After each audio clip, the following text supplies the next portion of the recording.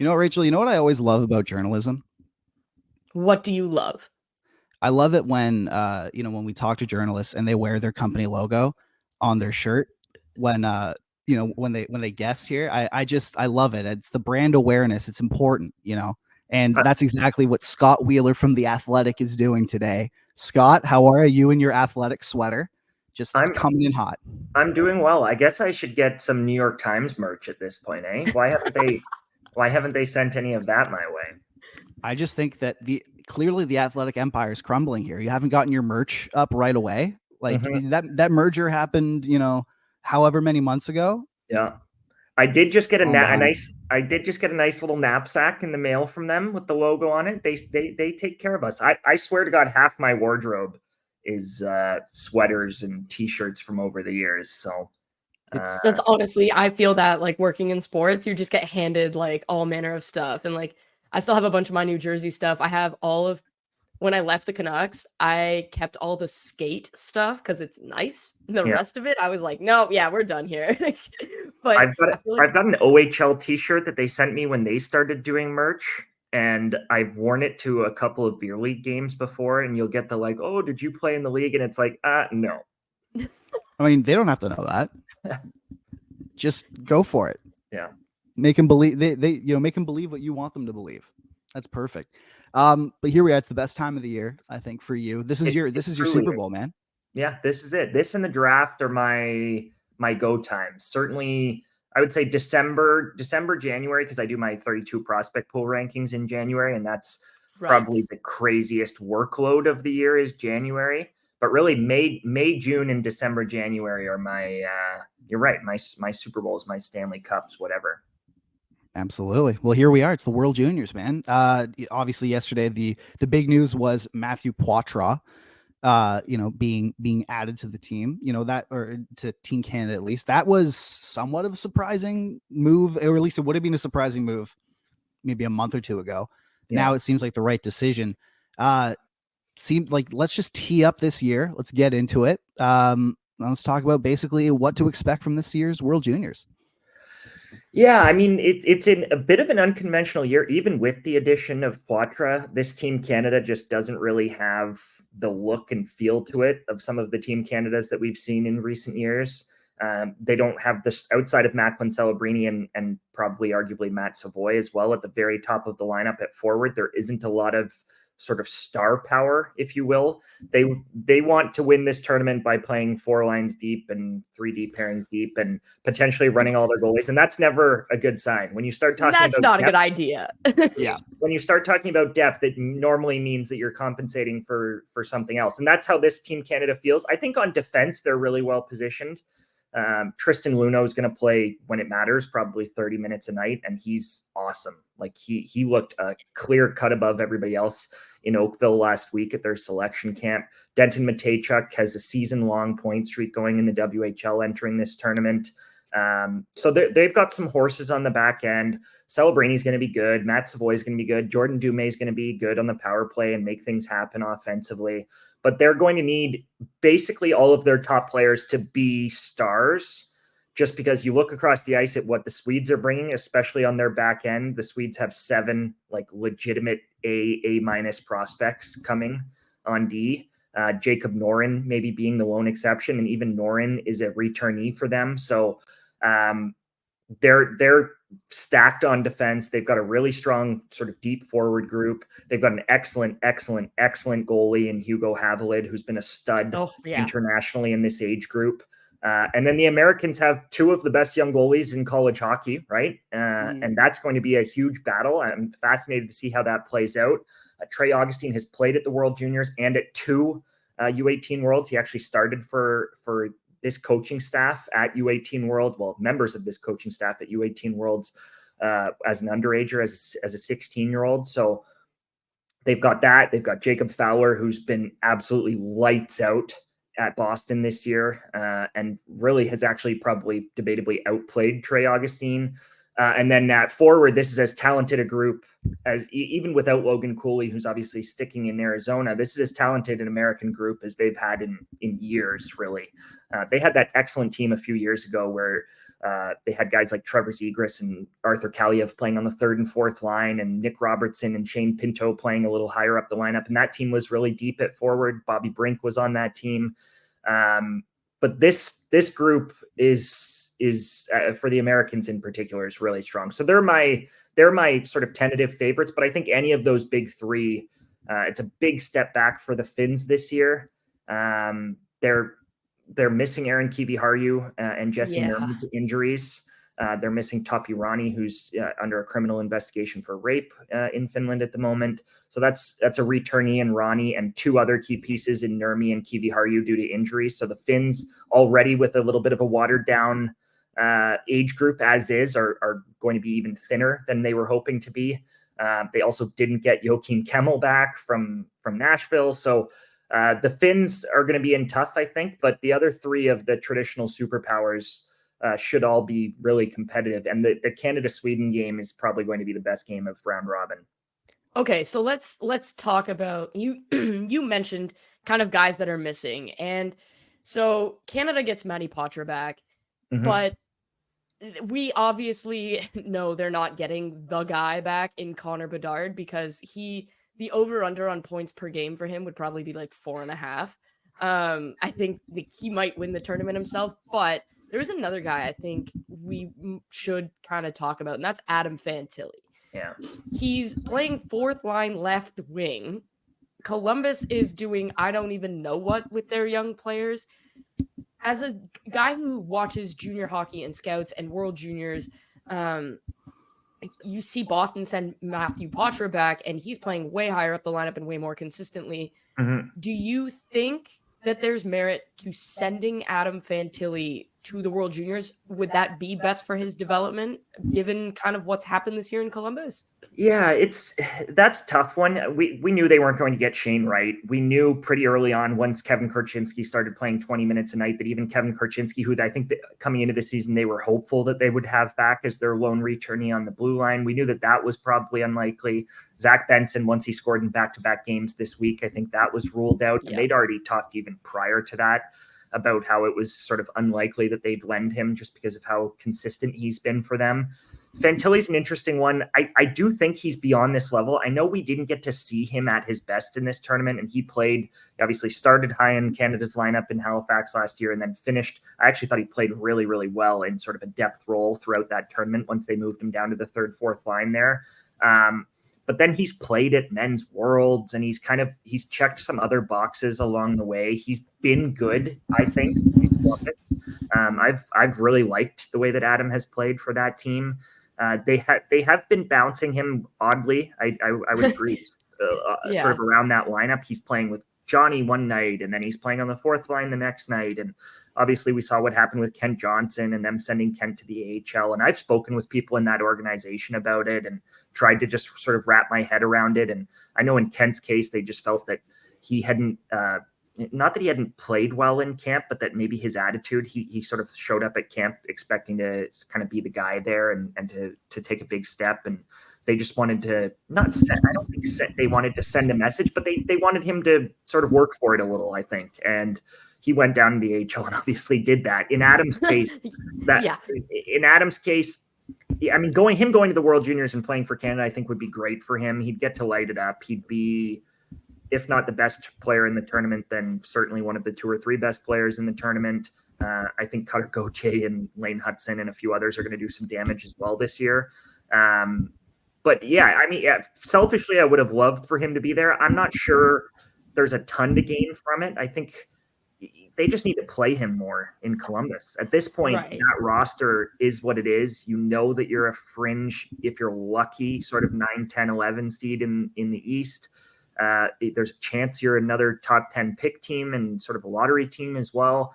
And eventually you got to turn that entire team over to the youth, and not just to Fantilli. They need to get, obviously, Kent more involved.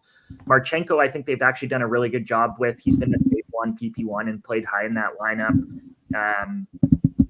it's going to be interesting. Jiricek's there, obviously. They've got a lot of youth coming. Obviously, Dume's coming. Luca Del Belbaluz has played well in Cleveland this year, so there's some guys there, and they're going to have to figure it out, sort of like LA did, right? LA had that loaded pool. Yeah. But it took them a while to get Kaliev figured out and to find time for Samuel Fagemo and sort of make it work for everybody. Obviously, Turcotte is injured again. I just heard from their PR department. Are you serious? Yeah, my mentee with the PHWA is doing a story on bubble players, sort of bubble AHL guys, and what it's like being a top prospect who's stuck in the AHL and sort of waiting for that call. And she was going to interview Alex for it, and we found out that he's been injured yet again. So, but they're Columbus is going to be in that situation. Chicago is going to be in that situation pretty soon with the number of first and second round picks that they've made in the last couple of years and the numbers that they still have. I think they have 2 first round picks in each of the next 3 drafts. So Chicago, it can almost work against you eventually, because those guys, when they don't make the jump at 21, 22 to the NHL, or they can't sort of solidify themselves in the lineup, suddenly they pretty quickly start to lose their value, right? So we even saw it in Toronto a little bit with Rasmus Sandin. Yeah. So and until sort of a jump here, like Nick Robertson too. Like, I know he wasn't a top, first round pick or anything. Byfield, Byfield is only this year, right? That he's taken a major step forward. But I mean, Scott, you and I have had conversations kind of behind the scenes about Q, and just because he's a local guy from where we're from, and like we kind of had some concerns about, one, his usage, but 2, like, was he going to be able to take that step? And I think both him and Lafreniere have taken major steps this year, and so I think it's a really salient point. Like, you've got the Americans have my boy from last year's draft and Frank Nazar and Lane Hudson as well, Seamus Casey. Like, those are my draft sons. And I look at it, and it's if you have too much young talent, it's almost like there isn't enough opportunity to go around, and they'll all get frustrated potentially. I feel like that's maybe what's happened with Alex Turcotte on top of the injuries. Yeah. And you kind of have to wonder now, like, it's been 5 or 6 years. Like, at what point, you're in Columbus's position, you got so much young talent.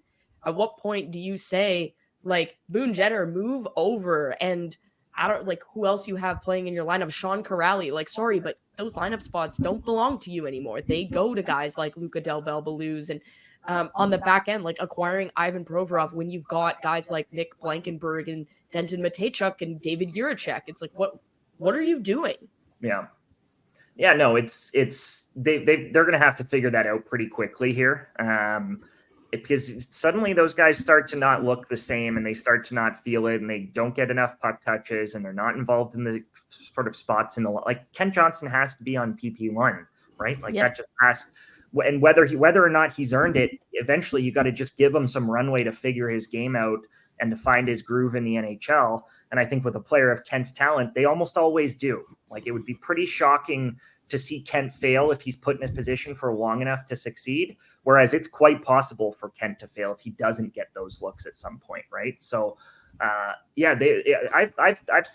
spoken with people in that organization about it, and I've kind of said, I think you guys are playing with fire with some of this, and they've explained it that part of it is a new coach trying to set a culture and sort of establish some standards, and I get that they were coming out of Babcock and they wanted to sort of set the right messages, and sometimes that means you play the fourth line 28-year-old over the kid just for a couple of games kind of thing. Like, I don't think that is a crazy idea. It's just if you're sticking with that all year long, when you realize that your team's out of it, then you pretty quickly are doing a disservice to the guys who are actually going to be a part of the fold long term. Yeah, that lengthy Babcock era that lasted, a decade, and really ingrained some lessons and bad habits into people. Absolutely. Well, I think part of the reason they waited on DJ, right, in Ottawa was sort of the similar idea of, okay, there'd been a lot of turmoil. He's a culture guy. Everybody likes him. He's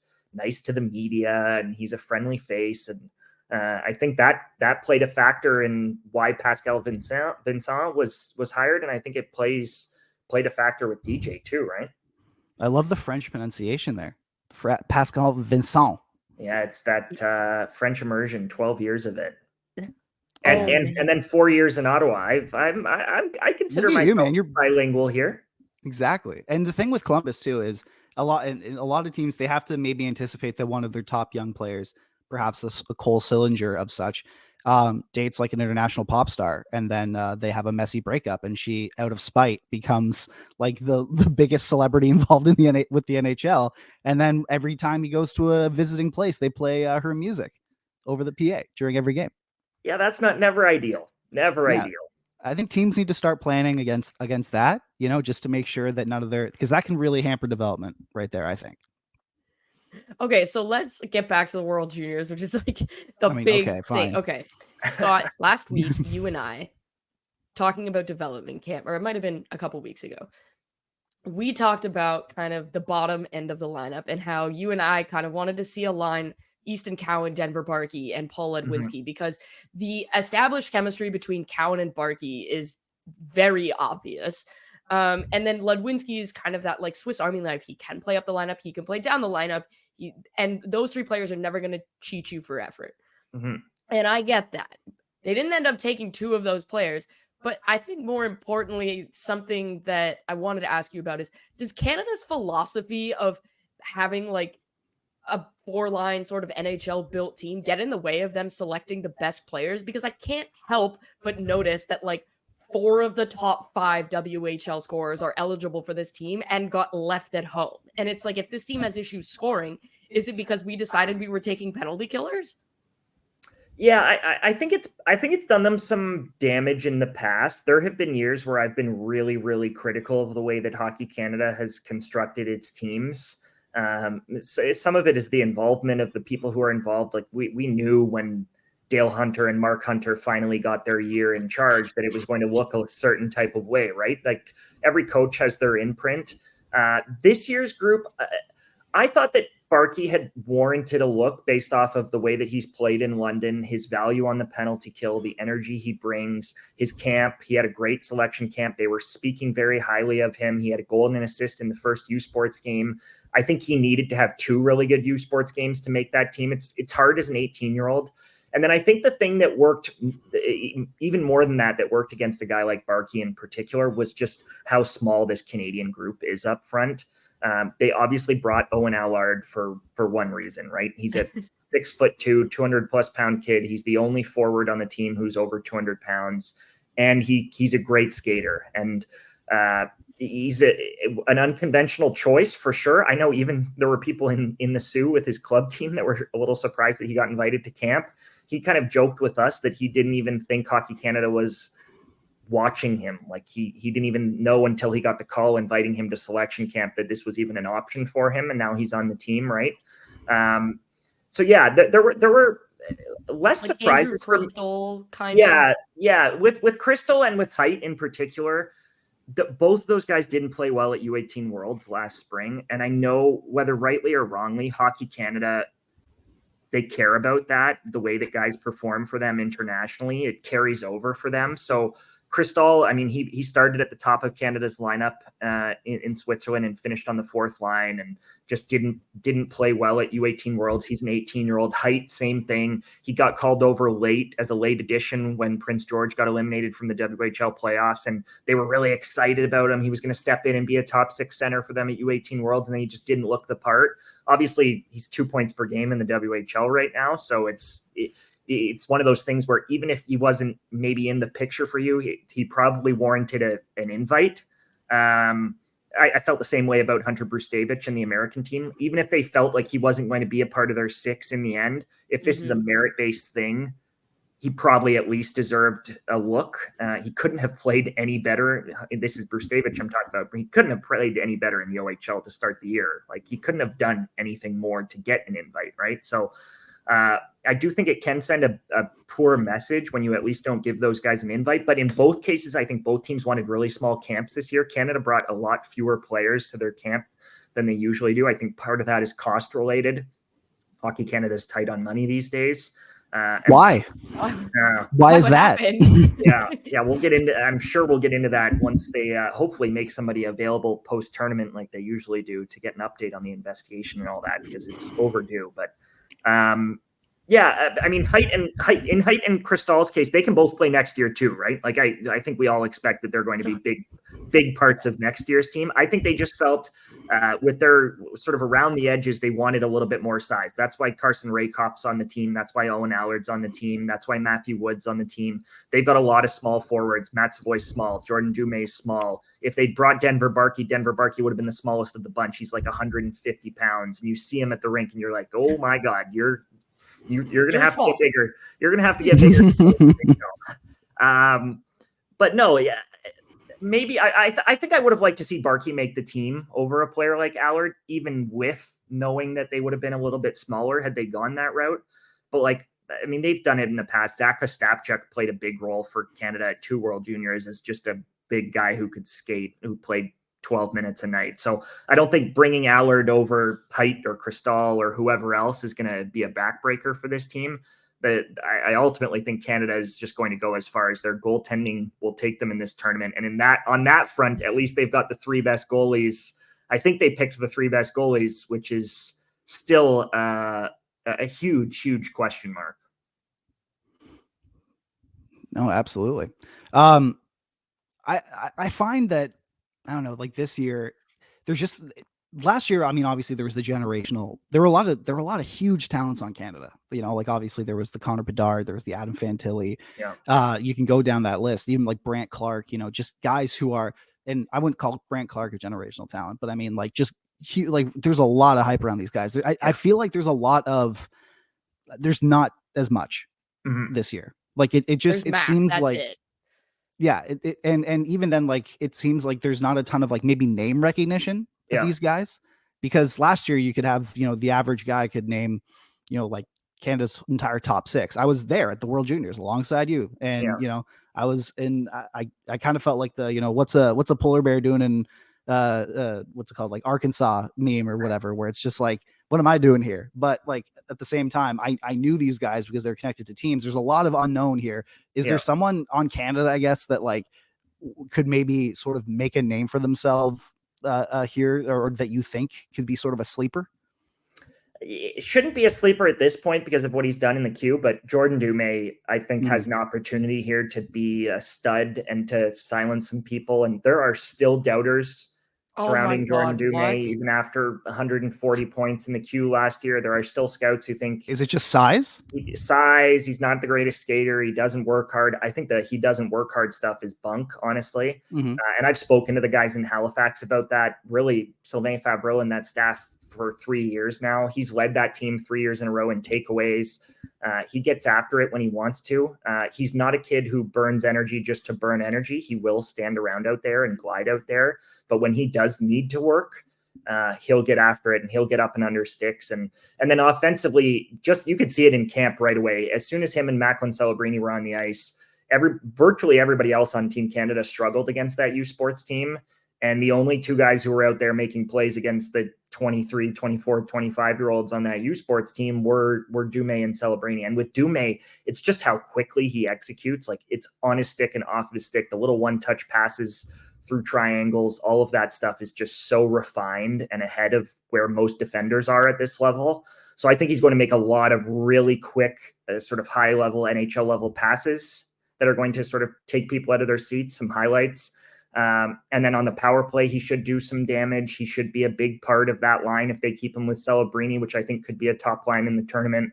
So he's been great everywhere. Even if you talk to the Columbus guys, like, he was their best player. He outplayed Marchenko, who's playing in the NHL right now in Traverse City at their rookie tournament this year, right? Like, he just keeps doing it. And I know the Blue Jackets are high on him. I knew even going into that draft that they were prepared to take him sort of a round ahead of where they got him, but they knew that they would likely still be able to land him, kind of thing.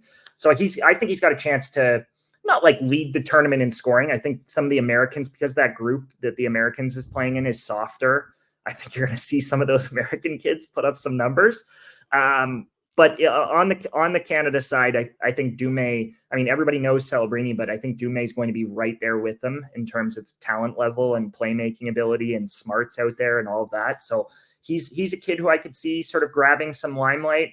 And then Luno, honestly, like, I know he's a second round pick. He was a first overall pick into the queue. So like, he's been around a while and he shouldn't be a sleeper, if you will. But when people talk about that team, they talk about Drysdale and Mintyukov and Zellweger, and it almost seems like Luneau, who had 100 points in the Q last year and is really good two ways, it seems like he's almost forgotten. So again, he looked he didn't even play in the 2 U Sports games, but just in the practices, in battle drills and that kind of thing, that he was getting stops on whoever he wanted to get stops on. And then when he did have the puck, he looked like he could do whatever he wanted against this age group. So I think Luneau's going to play, as I mentioned earlier, like he could play 30 plus minutes when it matters. And I think he's going to sort of really like he could be a defense. I don't think they have a forward who's going to be forward of the tournament, but I think Luneau could surprise some people and kind of be the defenseman of the tournament, even if the favorite for that's probably Lane Hudson, just because Lane's going to put up gross numbers offensively. But What you mean to say, Scott, is that we've now talked about Lane Hudson and Jordan Dumais. That height might not be a good measure of a hockey player's talent, right? Yeah, I mean, if you're special, you're special, and that group is soft, right? There's Canada, Sweden, and Finland are in one group. So and the Slovaks and the Czechs are good, and they both have good goaltending, so that those could be lower scoring games. But there are other 2 games in that group. They're just gonna embarrass some teams. And Lane's gonna. I wrote in a piece that we had out at the Athletic, or that we have coming out at the Athletic on Thursday. Like the tournament points record for a defenseman is 14. And like that's got to be. It's got really. It's got to be within reach for. It's that low. Yeah, 14-7. So I think Lane's going to chase it for sure. And he was incredible last year, and he's only got another year of confidence and Hobie Baker, at least like contentionship. And him and Cutter both played at Men's Worlds. Like this level is Cutter's going to dominate this tournament. Like there's a few guys. Obviously, they've got the full line from last year with Gabe Perreault, Ryan Leonard, and Will Smith, and that might be like their third line. Like they're a good squad. So it's the Americans up front look so deep, and that's without the injured Rutger McGroarty, who is likely. I mean, I wouldn't be surprised if he played the full tournament and wore the C. Like he's just that kind of guy. And I think they're more hopeful now. Like when I spoke to Rutger's dad immediately. Rutger's dad's the GM of the Muskegon Lumberjacks in the USHL, and I spoke to him after the injury, and he said it was better than the worst case scenario, but like it sounded, talking to him and talking to guys at Michigan, like it was almost a 0% chance that he was going to be healthy enough to play. And he's been skating with them. And apparently I wasn't in Plymouth for their selection camp, but apparently he looked really good. He's still in a non-contact jersey, but I could see him just playing a little bit banged up and still being, as you said, one of their top players. And where he is certainly, I mean, if you guys have ever run into him around an event, he is as charismatic and well-spoken as any hockey player. So he was obviously the captain of that U18 team. So I would expect that he's their captain if he's good to go. And Mark Masters, our buddy Mark Masters, will love it because he's a Winnipeg Jets prospect. Well, there you go. Perfect. A team that really fascinates me every year, but specifically this year, is Sweden, because they just had a very weird tournament last year, and specifically that bronze medal game where they just basically folded. Yeah, it was weird. Like, what can we, I guess, expect from Sweden this year in a sense? Like just a bounce back potentially, or some crazy stuff. Yeah, it feels like it's becoming a sort of tale as old as time, where we talk about every year how they're the merchants of the gold medal or the bronze medal game, and they dominate group play. And this year I know it feels different to them. Speaking with some people involved with the Swedish Ice Hockey Federation, and even just people with SHL clubs over there, for them, some stories that I've got planned for this tournament on some of their guys.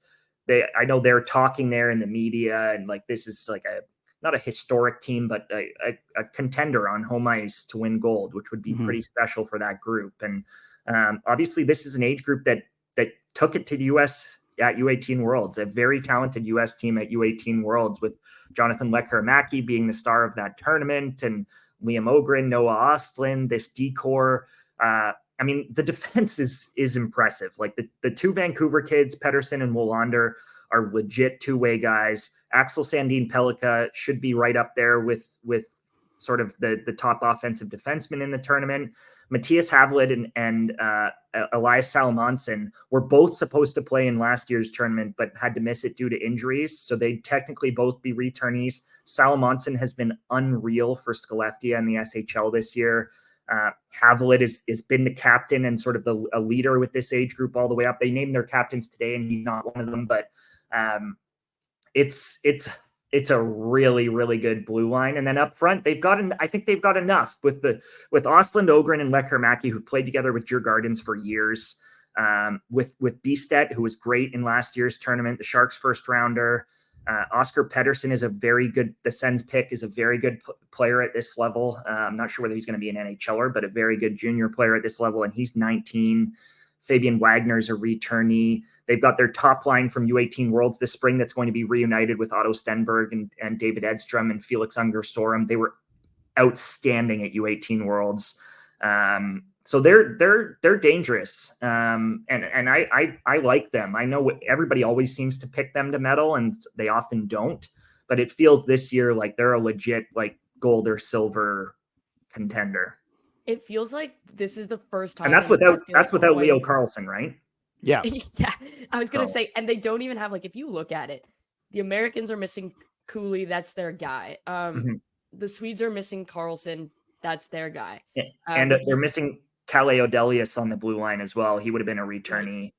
Yep. And then Canada's missing the guy.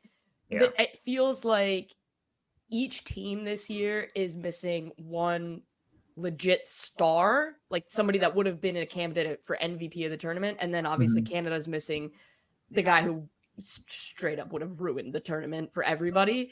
But when you look at the Swedes, it feels like this year, for the first time in a long time, they don't have a position that has a weakness. Like you said, that Hugo Havlid in goal, that blue line is arguably the best in the tournament. And then up front, if Östlund, Ogren, and Lekkerimäki can rekindle that chemistry that they had, especially in their draft year, like, they're going to score a lot.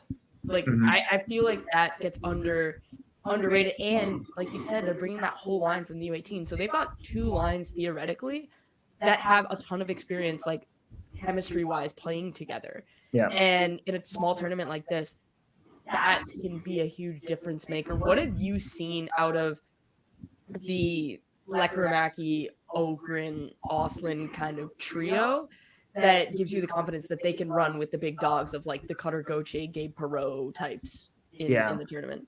Well, Lekkerimäki's obviously really turned his career around this year. It had been a tough couple of years for him. He just hadn't been at his best. He dealt with injuries. He got mono. He got COVID. It had just been sort of an up and down sort of couple of years for him. He'd already been sort of cast as a poor skater and a one-dimensional player who doesn't work off the puck. This year in the SHL, he's sort of put it all together. He's skating better. He's more involved in the play. He's never going to be a good two-way winger. Like, that's just not who he is. But I think Lekkerimäki in particular, from a talent standpoint, from a power play damage standpoint, should be able to do a lot offensively in this tournament. Östlund's just a really smooth skating two-way center who should be a very competitive player in this tournament in terms of competing with opposing top lines. And then Ogren, I think Ogren's the X factor for that line. Ogren's been injured to almost this entire start of the season. He just got back about less than a month ago, really 3 weeks ago. Just got back healthy. He's only played a few games. Can he be, I think that's the only, we know what we're going to get out of Östlund and Lekkerimäki, I think, at this point. Can Ogren be a stud for them? Like, can he be a horse for them? He's wearing the C for them. They named him captain today. That's what I'll be watching out for, because I really like him, and he's a big, strong kid too. And sometimes those guys who are just a little heavier than other players at this level tend to dominate at the World Juniors. I think that's a big reason Cutter Gauthier is probably my favorite to be the forward of the tournament this year, is just because you run into Cutter around the rink and you're like, yeah, you're a little bit different than these other kids. That's a proper Philadelphia Flyer right there. Yeah. Who can skate and rip it and has skill and all of that, right? So, but yeah, Ogren's that. Like, Ogren's a strong kid. He's got a really heavy shot. Like, he's going to freeze some goalies with his shot if he gets it off. But is he sort of fully healthy? Is his conditioning where it needs to be? Because if he can be a star for them, like a top end player for them still, then they've got all the pieces. Like you mentioned, those two lines, and that's with Beestead and Pedersen, 2 returnees, probably anchoring a third line for that group, right? So there's legit depth throughout that Swedish lineup. I have a question before we start sort of winding things down, because this happens every year. Who do you think, like, is the World Juniors, it's a very small sample size, but it's a huge, it gets a ton of coverage. It's basically where a lot of, like, I would say the mainstream hockey fan, if you will, they get their introduction to these players, or at least like this is their sort of annual check-in on these players. Who do you think is going to be like, I don't want to say overrated, but who do you think is going to produce the sample size that might lead to too much excess hype maybe after this tournament of any team? Ooh. Not with scouts, because we also know that happens, and I'm about to ask you about that. Yeah. I mean, like every year we talk about, like, you know, freaking like Brett Howden or something comes out and they put out an incredible tournament and he gets picked top 5.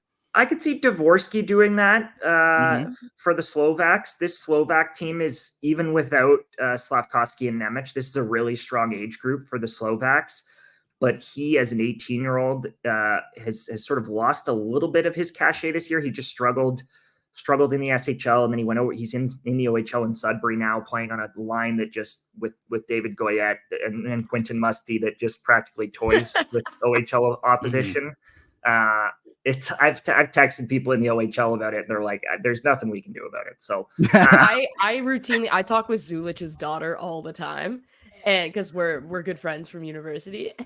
She's like, I love just going to games, and whenever they go on the ice, it's just I don't have to worry about being scored on, because they just always have the puck and nobody can do anything about it. I could see Dvorsky doing that. Dvorsky has dominated international play, and it's always sort of whenever he's mediocre in his like domestic league, he always seems to go to an international event, and people just love to talk about him. People like Craig Button and the guys on TSN are going to be waxing poetic about face-off detail and how hard he works and how strong he is on pucks. Like, he just looks at this level. Dvorsky looks like an NHL player, which is actually, oddly enough, I think kind of works against him when he's tried to play up levels, because he can kind of be cast as sort of just the well-rounded type, even though I think he actually has a lot of skill. But this is a kid who, like, he outscored Slavkovsky at the Hlinka Gretzky Cup years ago, like 4 years ago now. He outscored Slavkovsky at the Hlinka Gretzky Cup, and Philip Mashar and those guys as an underager on that team. He was their best, clearly their best player at U18 Worlds this last spring. Like, he carried that Slovak team that actually didn't have a lot at that level, but will at this tournament. Him and Meshar are going to have some fun together, I think. That Slovak, the top of that Slovak lineup is high end on defense. In goal with Adam Gajan returning in net for them.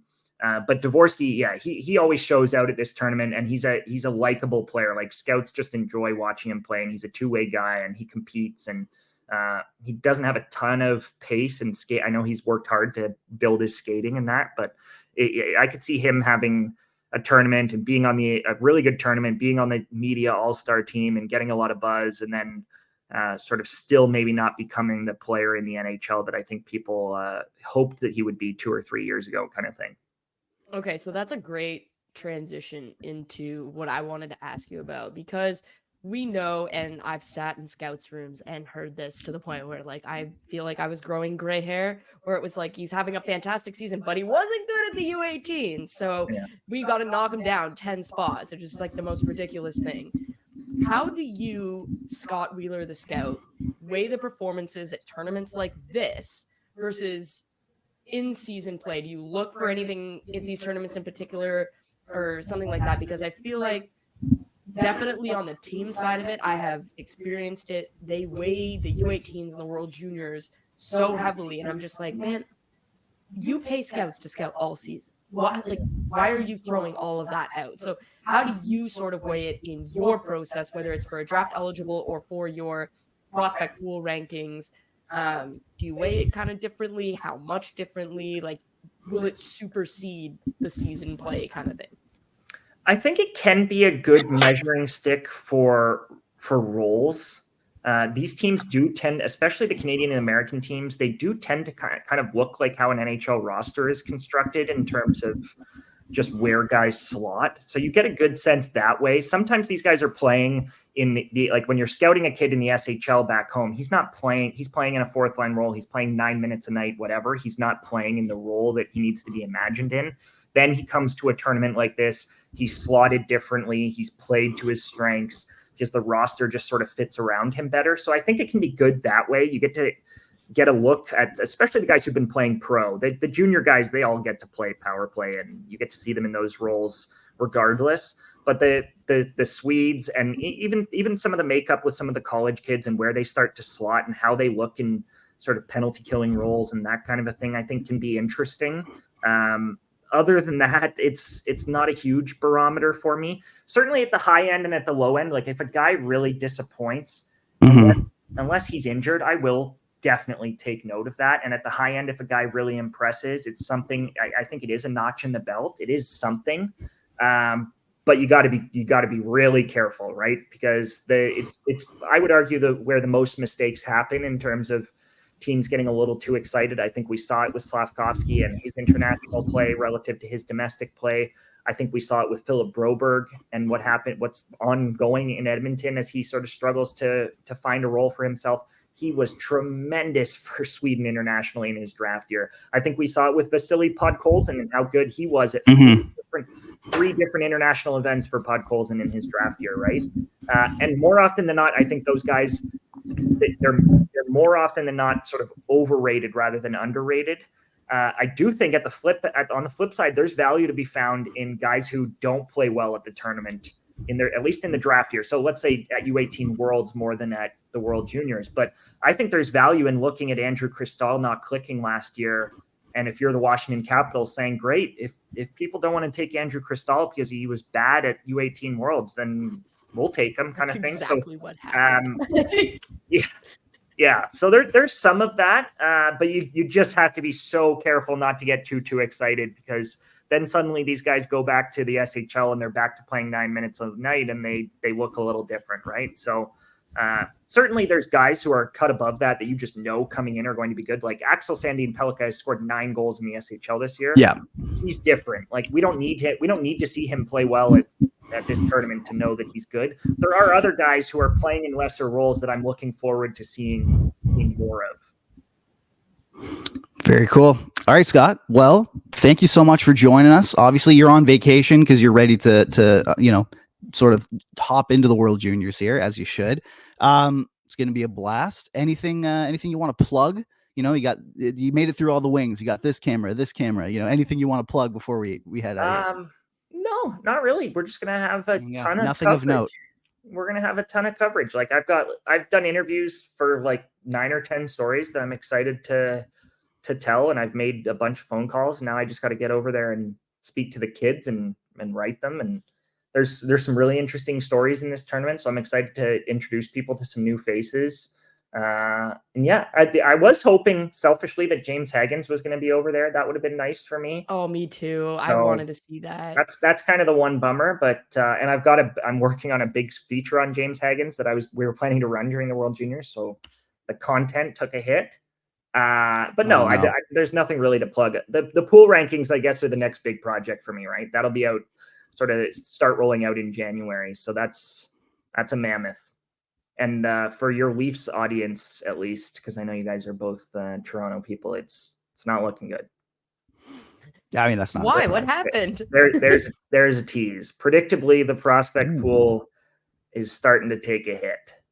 So well, when you have 2 draft picks per year, that generally happens. We dealt with this. It's funny that you bring that up, because like in Vancouver when I was there, they're like, why is our prospect pool rated so low? And I finally had to be like, because we've drafted 3 players in like per year the last like 5 years, and none of them have been good.